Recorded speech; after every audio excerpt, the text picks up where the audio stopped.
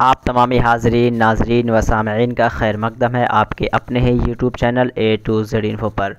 दोस्तों, आज हम डिस्कस करेंगे सीटेट उर्दू लैंग्वेज के कुछ इम्पोर्टेंट पॉइंट्स को जो आपके होंगे learning and acquisition of language, कह सकते हैं कि पेडागोजी ऑफ लैंग्वेज डेवलपमेंट के क्वेश्चंस होंगे। ठीक है, ज़बान की नशोनुमा का इल्मी तदरीस यानी ज़बान की जो डेवलपमेंट है उसको आप कैसे समझेंगे, या क्लासरूम में आप जा रहे हैं तो बच्चों के अंदर ज़बानी तदरीस को या ज़बानी सलाहियत को आप कैसे फ़रोग़ देंगे। ठीक है, उसके अंदर कैसे वो विकसित करेंगे उसको, या डेवलपमेंट उसका आप कर पाएंगे। तो इन्हीं सभी बातों को हम समझेंगे। तो चैनल पे पहली बार अगर आप आए हैं और सीटेट के परीक्षार्थी आप हैं और जिसमें आप उर्दू लैंग्वेज को अपना लैंग्वेज ऑप्ट किए हैं, first language, second language, paper first का हो, पेपर सेकंड का हो, कोई सा भी हो, सबके लिए यूज़फुल है।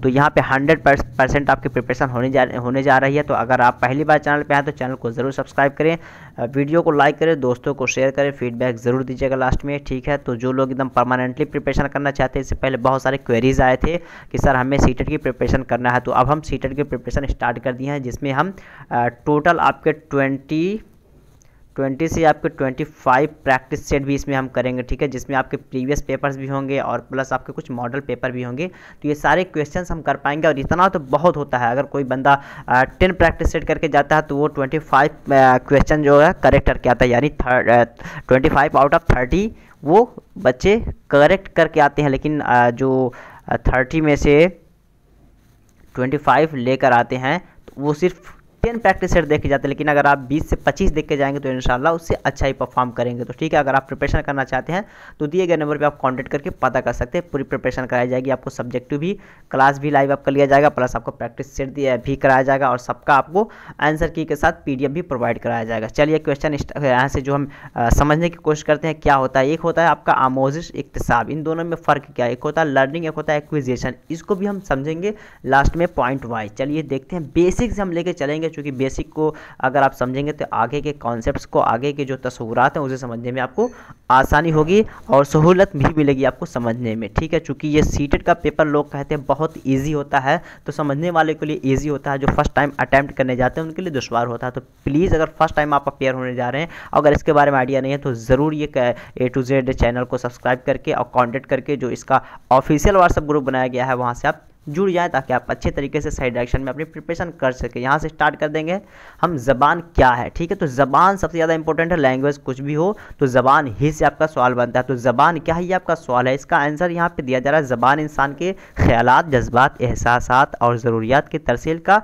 वसीला है। चूँकि थोड़ा सा उर्दू इसकी दुश्वार है, लेकिन हम आसान करके समझने की कोशिश करेंगे। ज़बान क्या है, ज़बान एक तरह का कह सकते हैं कि टूल है, इंस्ट्रूमेंट है, जिससे हम क्या करते हैं, बात करते हैं, अपने फीलिंग्स को हम एक्सप्रेस करते हैं, जाहिर करते हैं, लोगों से बात करके अपने दिल की बात दूसरों को बताते हैं। ज़बान इसे ही कहते हैं। ठीक है, मतलब वे ऑफ कम्युनिकेशन, बातचीत करने का एक तरह का आला है या फिर रास्ता है। ज़बान समाजी तामुलात, सोशल इंटरेक्शन का नतीजा है। ज़बान ही से क्या करते हैं हम, ज़बान से देखिए ये सोशल इंटरेक्शन है, ये सीटेट के एग्ज़ाम में बहुत ज़्यादा इंपॉर्टेंट आपका फैक्टर माना जाता है। ठीक है, सामाजिक संबंध जो होता है ये बहुत ही ज़्यादा महत्वपूर्ण माना जाता है। तो अगर सोशल इंटरेक्शन जहाँ कहीं भी आपका आए सीटेट का, चाहे आपका CDP हो या फिर कोई लैंग्वेज हो, चाहे आपका मैथ का क्वेश्चन हो या फिर आपका EVS हो, तो सब में अगर सोशल इंटरेक्शन आपका मिल रहा है तो वो बिल्कुल आपका 90% चांस है कि वो आपका आंसर होगा। तो सामाजिक इंटरेक्शन के लिए जो ये काफ़ी काम करता है। आप दूसरे के बात को सुनते हैं, फिर उसका आंसर देते हैं, उसके कुछ मसाइल होते हैं तो उसे आप हल करने की कोशिश करते हैं। तो ये सारी चीज़ें भी ज़बान ही से पॉसिबल हो पाती है। ओके, चलिए अगला देखते हैं पॉइंट। यहाँ पे समाजी तामुलात की वजह से ही बच्चा नक़ल के ज़रिया ज़बान सीखता और हासिल करता है। समाजी तामुलात क्या होता है, समाजी तामुलात का मतलब होता है कि बच्चा जिस सोसाइटी में रहता है वहाँ के लोगों के, अपने आसपास के लोगों को देखता है, बात करते हुए, चलते हुए, रहते हुए, खाते हुए, पीते हुए, उन तमाम हरकत व सकनात, उन तमाम के एक्टिविटीज़ को वो देखता है, फिर उसको कॉपी करता है। ठीक है, उसको इमिटेट करता है, उसको नकल करता है। ठीक है, तो नकल करके ही वो सीखता है। तो यहीं पे हम समझ लेते हैं कि अभी जैसे ही ऊपर हम देखे थे कि आपके दो वर्ड यहाँ पे इस्तेमाल किए जाते हैं, एक आपका लर्निंग होता है और एक आपका एक्विजिशन होता है, आमोजिश और इक्तिसाब। तो आमोजिश और इक्तिसाब में फ़र्क क्या होगा, लर्निंग जो होता है इसे आप मेहनत करके याद करते हैं, सीखते हैं, और एक्विजिशन क्या होता है, इसके लिए आप मेहनत नहीं करते हैं, बस आपको माहौल मिल जाना चाहिए और फिर उसके बाद आप सीख जाएंगे आसानी से। मान लीजिए कि आपके सोसाइटी में, आपके कम्युनिटी में कुछ लोग हैं जो बात कर रहे हैं, तो आप उस ज़बान को सीख जाएंगे। मसलन हम इंडिया में रहते हैं और हमारे इलाके में लोग भोजपुरी बोलते हैं, सभी लोग भोजपुरी बोलते हैं, इंग्लिश कोई बोलता ही नहीं है, उर्दू कोई बोलता ही नहीं है, लेकिन हमको उर्दू सीखना है और इंग्लिश सीखना है। तो उसके लिए हम क्या करेंगे, इंग्लिश और उर्दू को याद करेंगे, रटेंगे, समझेंगे, जो भी तरीका है, तो वो आपका क्या हो जाएगा, आपका लर्निंग हो जाएगा। यानी उसे हम लर्न कर रहे हैं, वो माहौल तो नहीं, माहौल के ज़रिए तो उसे हमें हासिल नहीं कर पा रहे हैं, बट उसे हम लर्न करके उसे हम हासिल कर रहे हैं। ठीक है, तो एक्विजिशन जो आपके सोसाइटी में आपको रहने सहने आपके पड़ोसी से मिल जाए, वो आपका एक्विजिशन कहलाएगा। ठीक है, और भी अभी समझेंगे आगे इसके कीवर्ड को। तो यहाँ पे देखते हैं, तो ये क्या होगा आपका। ठीक है, तो बच्चे क्या सीखते हैं, माहौल से। ज़्यादातर लोग ज़बान को तरसील का वसीला मानते हैं, यानी लोग कहते हैं कि ज़बान जो है सिर्फ बात करने का एक तरह का आला है, ठीक है, और कुछ है नहीं। माहिरीन लसानियात इसे लुग़त और क़वायद का इम्तिज़ाज मानते हैं। जो लैंग्वेज के माहिरीन हैं, भाषा के जो मतलब विद्वान हैं, वो कह रहे हैं कि ये एक तरह का लुग़त है। लैंग्वेज अपने आप में एक लुग़त है, शब्दार्थ है, और एक तरह का ये व्याकरण है, क़वायद है। ठीक है, हर किसी का अपना अपना नज़रिया है इसके बारे में।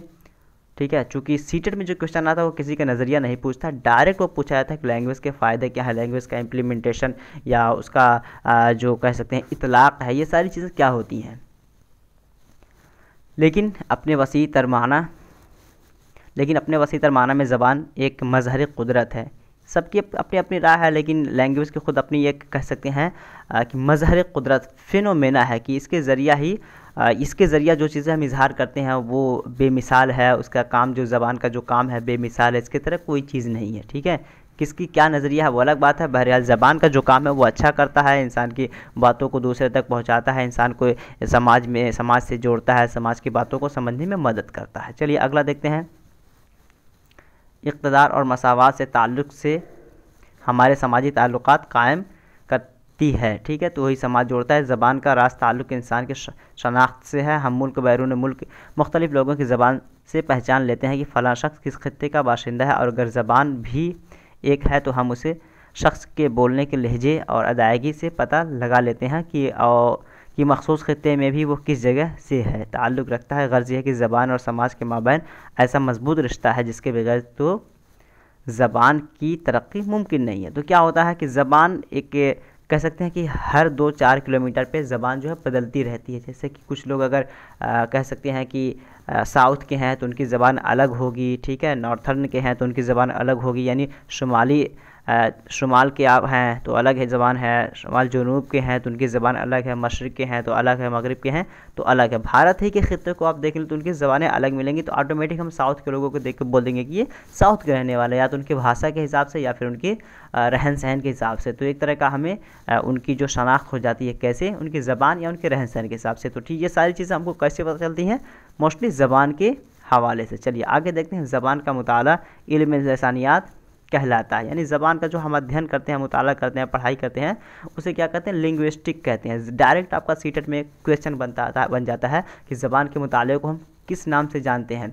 आपके ऑप्शन आ जाएगा इल्म लिसानियात के नाम से, इल्म माहिरीन के नाम से, ठीक है, इल्म निसियान के नाम से, या इल्म फला ऑप्शंस दिए जाएंगे, लेकिन आपको यहाँ पे एग्जैक्ट देखना है इल्म लिसानियात। और ज़्यादातर क्वेश्चंस ऐसे जब होते हैं तो इंग्लिश में साइड में उसका इंग्लिश दे दिया जाता है, तो ये आप रखें याद, यहाँ से आपका एक क्वेश्चन बन सकता है।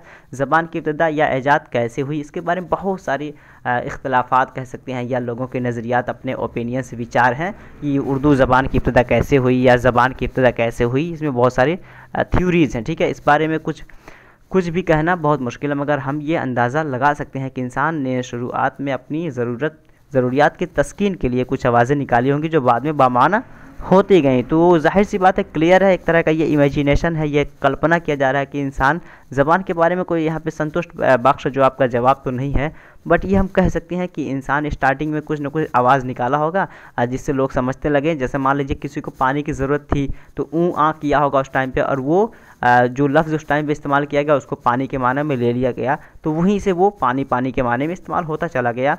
और इसी वजह से जो एकदम आपका माना खेज़ जुमला होने लगा, यानी जिसमें अर्थ मिलने लगे, उसे माना खेज़ कहते हैं, या मौजू जुमला कहने लगे। फिर जुमला ग्रामर की किस्में बनती शुरू हो गई, ठीक है। तो जाहिर सी बात है, बगैर आवाज़ की कोई ज़बान नहीं बनी होगी। पहले आपका हम कह सकते हैं कि पहले बोली आई होगी, फिर उसके बाद वो रिटन फॉर्म में आया होगा।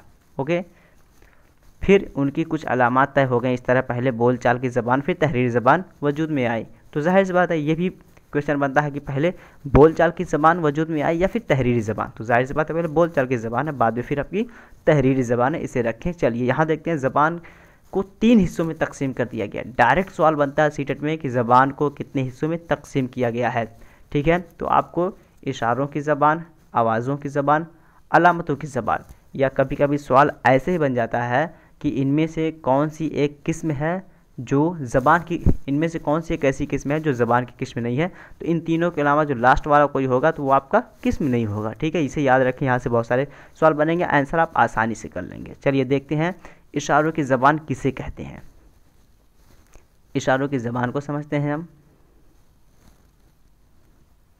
इशारों की ज़बान साइन लैंग्वेज। जब हम साइन लैंग्वेज को ऐसे अगर हम जनरली समझना चाहें तो कह सकते हैं कि हर वो चीज़ जो हम बोले ना, बल्कि इशारा करके या कुछ एक तरह का सिंबल, चिन्ह, पहचान के ज़रिए हम कुछ किसी को बता दें और अगला समझ जाए, वो आपकी क्या है, इशारों की ज़बान। जब हम हाथ, पाँव, सर या आँख और चेहरे के तासुरात का इस्तेमाल करके अपने ख़यालात और जज्बात और दूसरों तक पहुंचाते हैं तो ये इशारात की ज़बान कहलाती है। क्या होता है, कभी कभी हम गुस्से में रहते हैं और बोलते भी नहीं है कि हम गुस्से में हैं, अगला देख के समझ जाता है। ठीक है, और कभी कभी ऐसा भी होता है कि हम अपने आस्तीन मोड़ने लगते हैं तो अगला समझ जाता है कि ये लड़ने के लिए तैयार हो रहा है। ठीक है, या कोई पूछ रहा भाई मुझे फला जगह जाना है तो वो राइट हाथ का इशारा कर देता है कि दाएं जानिब चले जाओ। तो ये सारी चीज़ें क्या है, बोल तो नहीं रहा वहाँ पे, सिर्फ यहाँ पे क्या काम कर रहा है, वो आपका इशारा कर दे रहा है कि ऐसे कर लो वैसे कर लो, और अगला जो बात समझ में आ जा रहा है उसको।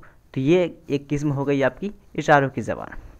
और इशारों की ज़बान ये ज़्यादातर कहाँ पे काम आती है, ये ज़्यादातर वहाँ पे काम आती है जहाँ पे ज़ू लसानी, बाइलिंगुअल और कसीर लसानी मल्टीलिंगुअल माहौल में इशारात की ज़बान अहम रोल अदा करती है। मान लीजिए एक ऐसे मुल्क में आप गए या एक ऐसी जगह आप चले जा रहे हैं जहाँ की भाषा के बारे में आपको इल्म नहीं है, लेकिन आप इशारे की ज़बान कह सकते हैं, बॉडी लैंग्वेज से आप चीज़ों को समझ जा रहे हैं। तो यहाँ पे ये बहुत ज़्यादा कारगर आपका हो जाता है। ठीक है, जहाँ दो अलग अलग ज़बान के जानने वाले इशारात की ज़बान के ज़रिए ख़यालात के तरसील करते हैं। ठीक है, अगला बोल रहा है अरबी में और आप बोल रहे हैं उर्दू या हिंदी में, तो ना आपकी बात वो समझ पा रहा है, ना उसकी बात आप समझ में पा रहे हैं। तो वहाँ पे अगर कुछ पॉसिबल है, कुछ संभव है, मुमकिन है, तो वो क्या है, इशारों की ज़बान। ठीक है, पानी लेना है तो आप हाथ से इशारा करेंगे, मुंह तक अपने हाथ को ले जाएंगे तो समझ जाएगा कि इसको पानी चाहिए। ठीक है, या भूख है तो पेट पे हाथ मारेंगे और एक तरह का एक्सप्रेशन देंगे तो समझ जाएगा क्या है। तो ये सारी चीज़ें हैं जो कि आप इशारों की ज़बान के ज़रिए मदद ले सकते हैं। ठीक है, इशारों की ज़बान का कमज़ोर पहलू ये है लेकिन सबसे ज़्यादा कमज़ोर पहलू क्या है कि उसके ज़रिए मुजर्रद तस्वुरात पेश नहीं किए जा सकते हैं। ठीक है, मुजर्रद तस्वुरात मतलब क्या होता है कि जिसके बारे में किसी को पता नहीं, हमको ये बताना है कि ताजमहल के अंदर फलां पिलर पे ये लिखा हुआ है, तो बहुत कम चांस ये है कि आप उसे बता पाएँ ज़बानों के इशारे के ज़रिया। और ये तो बता सकते हैं कि ताजमहल जो है आपका इंडिया में है इशारों की ज़बान से, लेकिन उसके अंदर एक पॉइंट को आप बताना चाहते हो, संभव नहीं है। तो ये मुजर्रद तस्वुरात कहते हैं, एब्स्ट्रैक्ट कॉन्सेप्ट इसको कहते हैं। ठीक है, तो ये संभव नहीं होता है। तो कभी कभी जाहिर सी बात है अगर इशारों की ज़बान से इतना काम हो जा रहा है तो बहुत बड़ी बात है। ठीक है, जहाँ आपको ज़बान ना आते हुए भी अपने काम को आप कर ले रहे हैं और अगला आपकी बात को समझ जा रहा है। चलिए आगे देखते हैं। इस ज़बान में तनूअ की गुंजाइश भी बहुत कम होती है, यानी इसकी वसाइल जो है कैपेसिटी बहुत कम है, लिमिटेड एरिया है, महदूद दायरा है उर्दू ज़बान का इसकी जो है इशारों की ज़बान का। ठीक है, वैसे भी उर्दू ज़बान जो है वो महदूद है बमुकाबिल अगर अंग्रेज़ी या हिंदी हम देखें तो इसका दायरा महदूद है। चलिए दूसरा देखते हैं, आवाज़ों की ज़बान। इसमें समझते हैं आवाज़ों की ज़बान, ये सबसे ज़्यादा सक्सेस है, सबसे ज़्यादा सफल है, सबसे ज़्यादा ये मुस्तअमल है। ठीक है, आवाज़ों की ज़बान क्या है, ज़बान सीखना एक इक्तिसाबी अमल है। ठीक है, ज़बान सीखना एक इक्तिसाबी अमल है। इक्तिसाब किसे कहते हैं, इक्तिसाब कहते हैं एक्विजिशन को। एक्विजिशन का मतलब क्या होता है कि हम माहौल में रह के किसी चीज़ को हम सीख लें। ठीक है, एक है आमोजिश और एक है इक्तिसाब, तो इक्तिसाब हम माहौल में रह के सीखते हैं, और आमोजिश जो होता है हमको माहौल से तो नहीं मिलता है, लेकिन हम मेहनत करके, रट करके, याद करके उसे सीख लेते हैं। तो वो आपका क्या कहलाता है? आमोजिश, जिसको अंग्रेज़ी में लर्निंग बोलते हैं। मैं जिस वजह से आपको बता रहा हूँ इंग्लिश के वर्ड और उर्दू के वर्ड, ये दोनों वर्ड आपको ज़्यादातर सीटेट के एग्ज़ाम में मिल जाते हैं, उर्दू प्लस इंग्लिश के। तो ये दोनों को आप याद रखें तो फ़ायदा होगा, अदरवाइज़ हिंदी के वर्ड आपको नहीं मिलेंगे, एकदम नहीं मिलेंगे वहाँ पर। ठीक है, तो ये आपका हो गया बच्चे का अपने गिरदोपेश, मतलब अराउंड, अपने आसपास जिन जिन लोगों से साबिका पड़ता है वो कोई ना कोई ज़बान बोलते हैं। बच्चा उन्हीं आवाज़ों की नकल करके, आवाज़ों को दोहरा कर ज़बान सीखता है और धीरे धीरे उस पर महारत हासिल कर लेता है। एक 3-4 साल का बच्चा अपनी ज़बान की बुनियादी उसूलों से वाकफ़ियत रखता है और सही ज़बान बोलता है। क्या होता है स्पोकन लैंग्वेज इसलिए सबसे ज़्यादा सक्सेस है, इशारों की ज़बान समझना बहुत दुश्वार है। ठीक है, इशारों की ज़बान तो मुस्तकिल पढ़ाई होती है। ठीक है, जो गूंगे होते हैं उनकी मुस्तकिल एक पढ़ाई होती है। तो बच्चा जो कि माहौल में है तो वो ज़्यादा आसानी से सीख लेता है जो ज़बान बोली जाती है, बमुकाबिल हम कहें कि इशारों की ज़बान से। ठीक है, इशारों की ज़बान थोड़ा दुश्वार है बमुकाबिल आवाज़ों की ज़बान। तो बच्चा 3 से 4 साल के अरसे में अच्छा खासा ज़बान सीख जाता है। ज़बान के जो मुफरदात हैं, शब्दार्थ, उन सारी चीज़ों को नकल करके सीख जाता है, उसे मतलब कसब कर लेता है, हासिल कर लेता है, एक्वाइज कर लेता है। ठीक है, इक्तिसाब इक्तिसाब याद रखिएगा। इक्तिसाब किसे कहते हैं? जो माहौल में रह के, माहौल से रह के जो सीखे उसे इक्तिसाब कहते हैं। जिसको रट्टा लगाए पूरा, मतलब पूरा टीचर को हायर करके पढ़े, वो आपका लर्निंग कहलाएगा। ठीक है, यानी आमोजिश। चलिए आज का लास्ट देखते हैं, बहुत ज़्यादा वीडियो लंबा हो जाएगा, वैसे भी लंबा हो गया है बट एक्सप्लेन करना काफ़ी ज़रूरी था। तो वीडियो अगर एक बार देख रहे हैं तो यहाँ से जितने भी क्वेश्चंस बनेंगे आसानी से इंशाल्लाह आप लोग सॉल्व कर लेंगे। अलामतों की ज़बान, सिंबॉलिक लैंग्वेज। अलामतों की ज़बान क्या है? जब किसी आवाज़ को किसी मखसूस अलामत से ज़ाहिर किया जाता है तो वह तहरीर की शक्ल अख्तियार कर लेती है। तहरीरी शक्ल ज़बान की एक मुस्तकिल शक्ल है, लेकिन जब तक उन अलामात को पुकारा ना जाए ये बेजान है। इस तरह तहरीरी ज़बान आवाज़ों की बग़ैर अधूरी है। मतलब कह सकते हैं कि हम ज़बान को 3 हिस्सों में बांट सकते हैं, एक इशारों की ज़बान, एक आवाज़ों की ज़बान, और तीसरा जो है इसको हम तहरीरी ज़बान भी कह सकते हैं। तहरीरी ज़बान का मतलब कह सकते हैं कि अगर कहीं पे कोई चीज़ लिखी हुई है, मान लीजिए घोड़ा लिखा हुआ कहीं, क्या है? घोड़ा। ठीक है, अगला देख तो रहा है, कोई इंसान इस घोड़ा के बारे में नहीं जानता है, ये लिखा हुआ है यहाँ पे, लेकिन जब तक इसे आप नहीं पढ़ेंगे, ठीक है, तो ये समझ में नहीं आएगा किसी को। या आप कोई वर्ड बोल दिए हैं, ठीक है, मान लीजिए घोड़ा आप बोल दिए हैं और फलां से कहें कि मैं ये वर्ड बोल दिया हूँ, और अगला आपकी बात को सुना नहीं है लेकिन वो चीज़ लिखी हुई है तो वो पढ़ के समझ जाएगा। तो मतलब खुलासा कलाम यही निकला कि अलामतों की ज़बान जो है वो तहरीरी ज़बान है। ठीक है, और ये मुस्तकिल शक्ल है जिसे आप लिख दें, लेकिन उसका बोलना ज़रूरी है। जब तक आप बोलेंगे नहीं तो अगला समझ में नहीं पाएगा। तो इन तीनों चीज़ को आप याद रखें। इंशाल्लाह यहाँ से अगर क्वेश्चन बनेंगे तो आप आसानी से कर लेंगे। ठीक है, ज़बान की 3 किस्में हैं, इशारों की ज़बान, आवाज़ों की ज़बान, अलामतों की ज़बान। ठीक है, तो इशारों की ज़बान में क्या है? जो बॉडी लैंग्वेज से काम करते हैं। आवाज़ों की ज़बान जो बोल के हम काम करते हैं। अलामतों की ज़बान को तहरीरी ज़बान भी कहते हैं। लर्निंग मतलब आमोजिश क्या है, इक्तिसाब क्या है? तो इक्तिसाब जो है हम माहौल में रह के सीखते हैं। आमोजिश जो है उसे हम एक तरह का, मान लीजिए कि वो माहौल हमारे पास नहीं है अरबी सीखने का, तो हम अरबी के लिए टीचर हायर करते हैं, उसके कवायद को याद करते हैं, उसके मुफरदात को याद करते हैं बिल्कुल रिटन फॉर्म में, तो वो आपका क्या हो जाएगा?